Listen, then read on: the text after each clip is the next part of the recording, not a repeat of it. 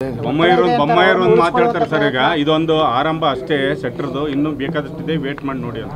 ಅರೆ ಹಿಂಗೆ ಹೇಳಿ ಆಯ್ತಲ್ಲಪ್ಪ. ಈಗ ಅವ್ರು ಬಂದು ನಮ್ಮ ಪಕ್ಷಕ್ಕೆ ಎಷ್ಟು ತಿಂಗಳಾಯ್ತು ಹೇಳಿ? 6 ತಿಂಗಳಾಯ್ತು. ನಮ್ಮದು 138 ವರ್ಷದ ಪಕ್ಷದ ಇತಿಹಾಸ ಇದೆ ನಮ್ಮದು. ಏನು ಅವ್ರು ಬರೋದ್ರಿಂದ ಹೋಗೋದ್ರಿಂದ ನಮ್ಮ ಪಕ್ಷದ ಅಸ್ತಿತ್ವ ಇದೆಯಾ? 6 ತಿಂಗಳಲ್ಲಿ ನಮ್ಮದು 138 ವರ್ಷದ ತಪಸ್ಸೆಲ್ಲ ಹೋಗೋಕ್ಕಾಗತ್ತಾ? ಸುಮ್ಮನೆ ಏನೋ ನಾವು ಒಳ್ಳೆ ವ್ಯಕ್ತಿ ಇದ್ದಾರೆ, ಅವರ ಸಮಾಜದಲ್ಲಿ ಒಂದು ಮುಖಂಡತ್ವ ಇತ್ತು ಅಂತ ನಾವು ಕರ್ಕೊಂಡಿದ್ವಿ.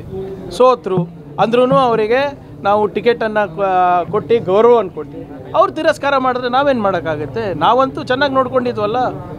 ಆದರೆ ನಿಮ್ಗೆ ನೆನಪಿರಲಿ, ಅವರಿಗೆ ಟಿಕೆಟನ್ನು ಡಿನೈ ಮಾಡಿದಾಗ, ಕೊಡಲಾರ್ದಾಗ ಅವ್ರೇನು ಹೇಳಿದ್ರು, ಇದು ಇಡೀ ಸಮಾಜಕ್ಕೆ ಮಾಡಿದಂಥ ಅನ್ಯಾಯ ಅಂತ ಅವರೇ ತಾನೇ ಹೇಳಿದ್ದು.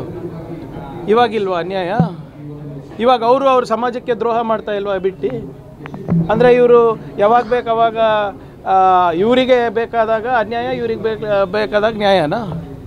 ಸ್ವಲ್ಪ ನಮ್ಗಿಂತ ಹೆಚ್ಚಾಗಿ ಅವ್ರಿಗೆ ಪ್ರಶ್ನೆ ಕೇಳಿ, ಯಾಕೆ ಬಿಟ್ಟು ಹೋದ್ರು, ಏನು ಬಿಟ್ಟು ಹೋದ್ರು, ಮೋದಿ ಅವ್ರಿಗೆ ಏನು ಅನಿವಾರ್ಯತೆ ಬಂತು ಕರ್ನಾಟಕದಲ್ಲಿ?